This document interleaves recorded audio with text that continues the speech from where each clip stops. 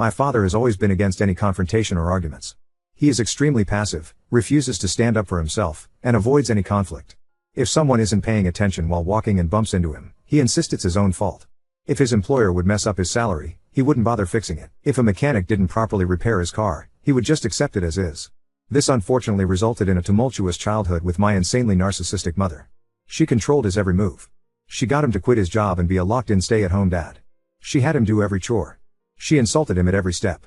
She cheated on him relentlessly and even brought APs into our home. She enjoyed making his life miserable every day and he never questioned it. My extended family, God bless them, were there for me so many times as much as they could be. They tried for years to make my father leave but he never budged. When she would direct her anger onto myself, in the form of screaming, insulting or general demeaning, my father never once found the guts to stand up for me or support me. When I was a kid, if I cried to dad about something mom did or said to me, he would sweep it under the rug or just insist I forget about it. Hell, he would even try and justify it. As I grew older, it really set in for me how messed up this was. My mother gladly kicked me out of the house when I was 18 and my father just sat there and looked sullen. Didn't say a damn thing. I joined the Air Force almost immediately and got stationed on the other side of the country.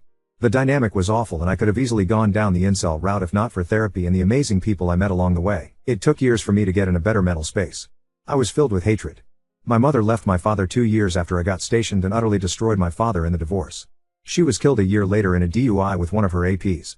I took a lot of joy in hearing that it took her hours to die, and that's when I really knew I needed help to process things. I'm almost 30 now, have a girlfriend who is perhaps the best thing to ever happen in my life, and fully understands the situation. With my family, I have learned to not allow myself to be consumed with anger and resentment by my past, or so I thought, you'll see, and instead put that energy to my future. I have been extraordinarily low contact / near no contact with my father since I left. As much as I try, I cannot make that connection with him. I recently went to a family reunion and brought my girlfriend with me.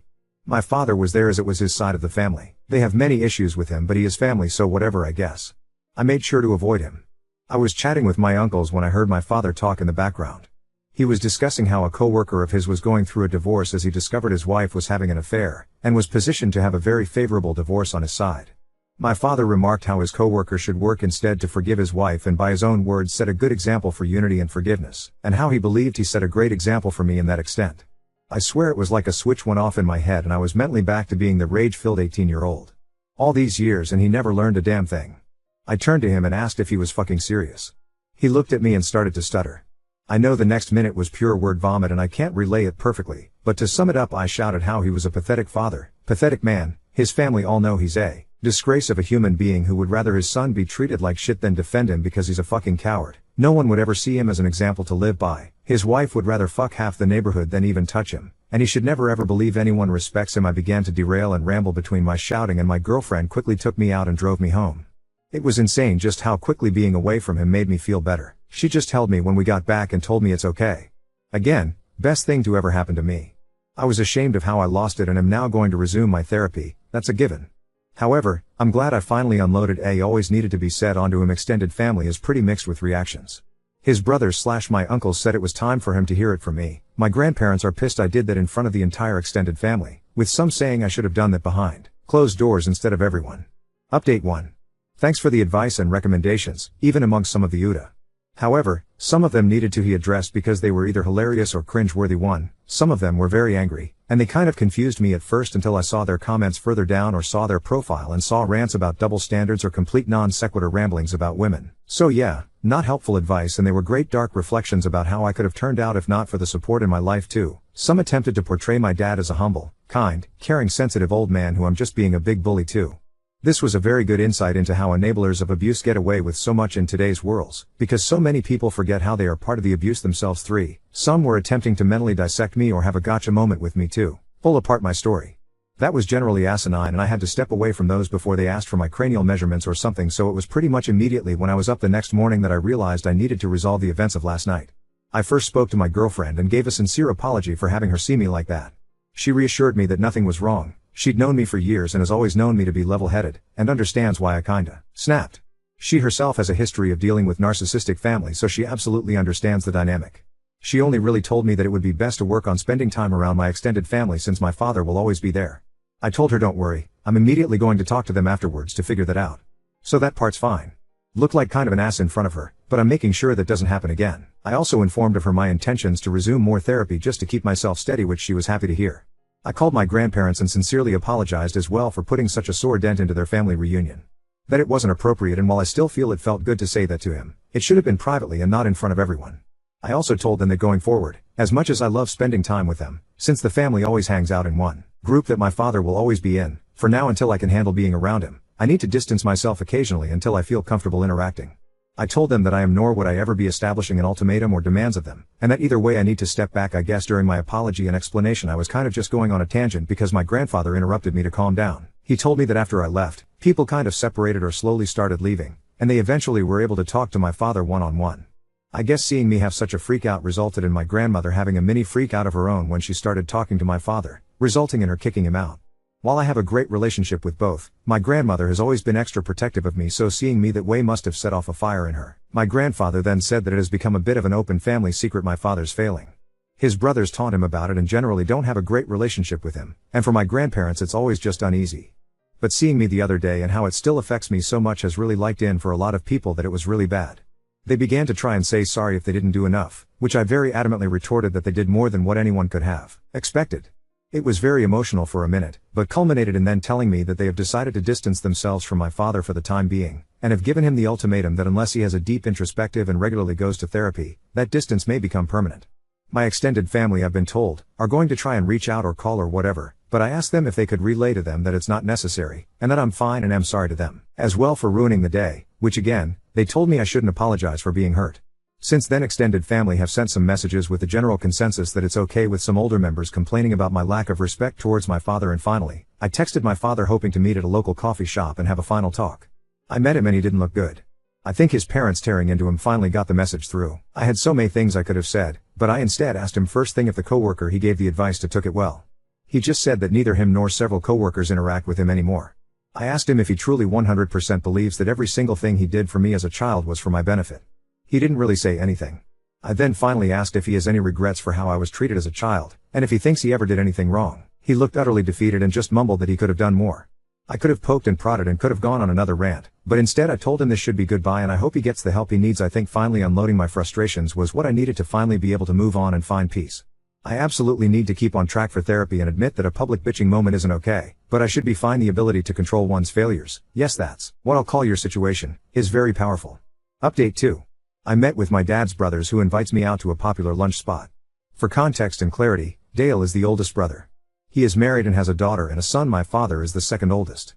Self-explanatory. John is the second youngest, also married with a son. Bill is the youngest, married with 3 daughters. So anyways, we met up and I ripped the band-aid off, asking about my father growing up, what he was like beyond the basics I know, and what really is going on with their relationship. Dale sighed and boshily summed up that besides what I know, there is a lot of backstory I'm unfamiliar with that they never told me about, simply because it was never the type nor the place to. What I've always known is that my father was fairly normal when he was young, a little shy but fantastic academically, played sports occasionally, had a close-knit relationship with his brothers, and meeting my mom in high school junior year made everything go downhill. What I didn't know was that my father was a guiding figure for his 2 younger brothers, was generally seen as one of the nicest people, with a bright future ahead of him. My grandparents adored him and he even became a little bit of a golden child, but no one minded. The reason his family doesn't respect him is what happened to his behavior when my mother got attached to him. It first started simple. My mother acted rude and distant to the family. They weren't huge fans, but my father loved her, so they tolerated it. She became possessive and slowly isolated my father and convinced him to give up his ambitions and goals. Family became concerned and spent a long time trying to talk to him and convince him to leave. My father didn't budge and began to lash out. When I was born, my extended family tried to talk to my father about my mother's attitude. My father was angry and threatened to report them for harassment. He was in denial about her behavior. When Dale's wife was having fertility issues, my mother messaged her appalling and cruel things.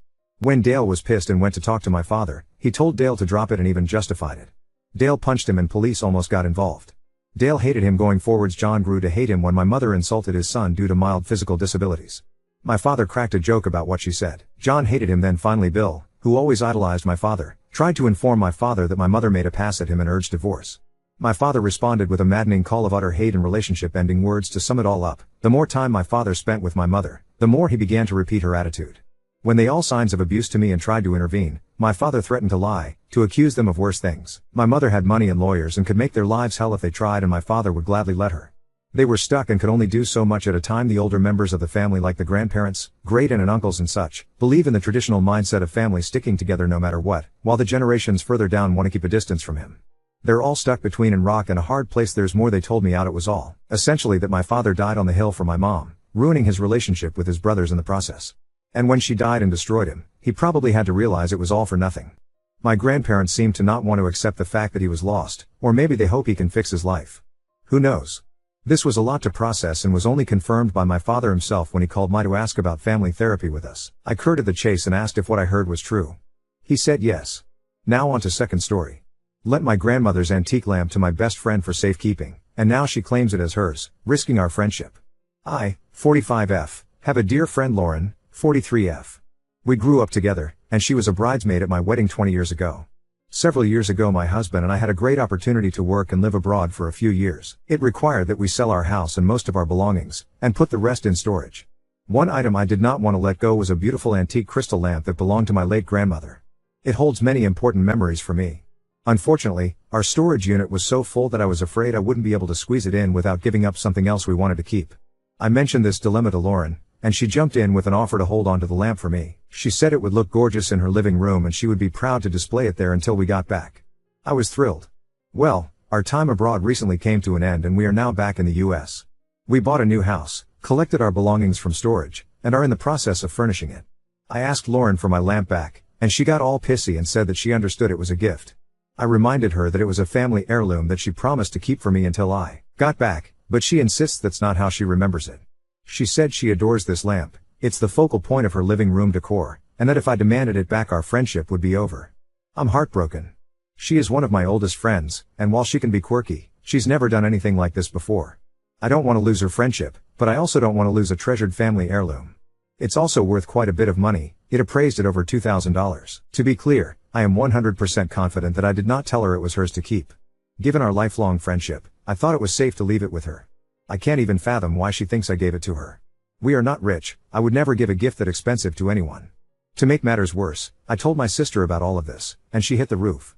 That lamp holds memories for her too, and she was livid that it might be lost to our family. I've always intended to pass it down to my own daughter. So last week I told Lauren I want the lamp. She burst into tears and accused me of putting material things over friendship but said she'd give it back, although she keeps coming up with excuses why she's been too busy to either bring it over or let me come by to get it. Now I'm wondering if she's right. Is a lifelong friendship more important than a lamp? Ida for demanding it back, hurting Lauren's feelings and making her think I don't care about our friendship? Top commenter, she's the one who issued the ultimatum. She's the one who would rather have her aesthetic house with the lamp than you as a friend. She's the one who convinced herself you'd let her keep a beloved antique, despite the fact that she literally only has possession of it because you wanted to keep it. Her own logic/story is full of holes and she knows it. That's why she's going nuclear. When was the last time you were at her house? Have you seen the lamp recently? Are you sure it hasn't been broken or sold? Or is she just really so deluded that she built her room around an item she doesn't own, and has been showing of her antique for years? Oop, yeah, I have to agree with you. Thanks for your comment. Oh and yes, I did swing by her house to say hello a few weeks ago when we first got back, and the lamp was there. I didn't ask for it back at that time because we were still in the process of buying a house so I had no place to put it. But I do now, and damn it I want it back. I'm hoping she's just behaving like this because she really did remember it wrong. It has been a few years, after all, and just hasn't come to terms yet with losing something that she clearly has fallen in love with. I will try to reason with her and see what happens, but all of the responses in here are solidifying my initial belief that I am not in the wrong by demanding it back. Commenter, having read most of the responses so far, I think if it was me, I'd send a letter, email, whatever that puts this good advice together and points out the flawed logic that she is using, and then give her a few days to think/reconsider.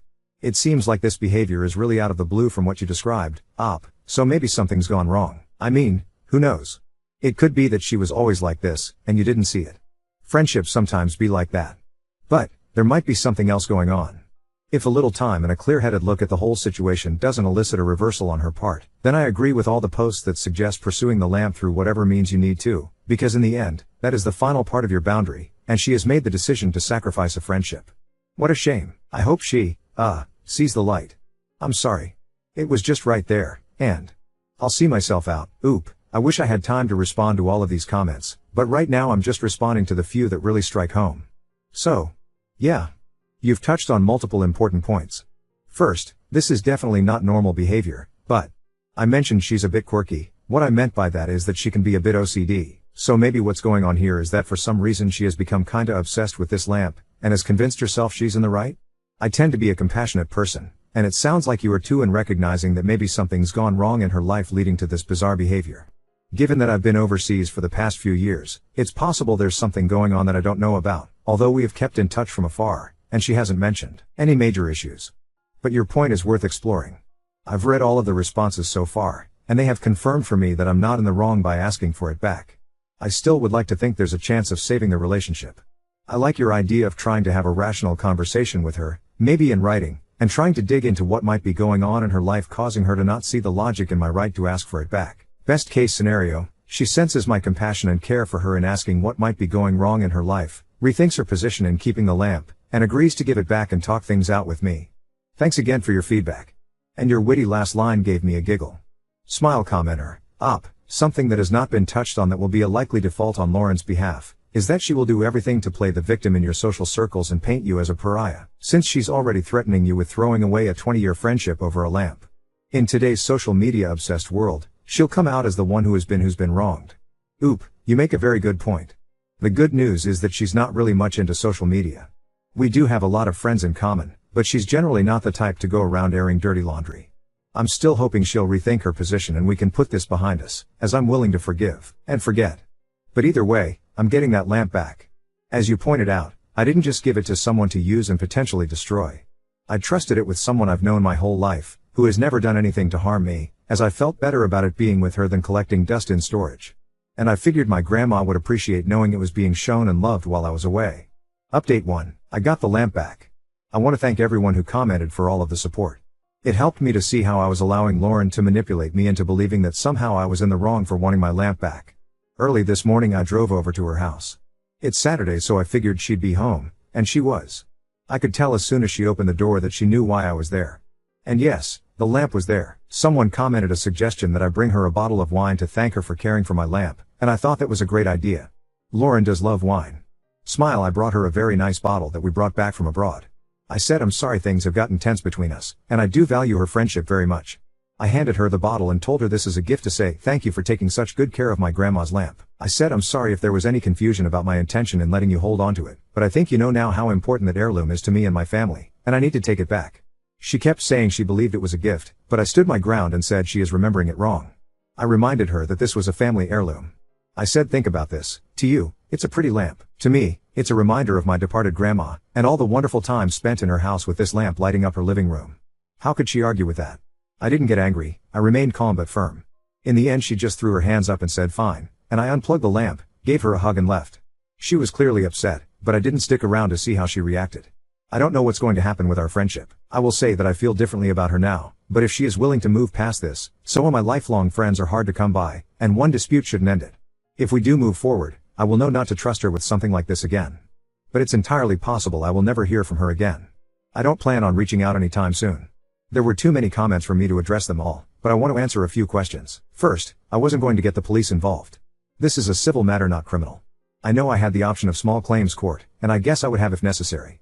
I have plenty of photos of that lamp in my other house, and even in my grandma's living room. My sister lives in another state, so bringing her wasn't an option. My husband would have come with me, but I wanted to try to work this out between us. Yes, I should have gotten something in writing before we left, but it was a very chaotic time and I just didn't think about anything but being grateful I didn't have to figure out how to squeeze the lamp into storage.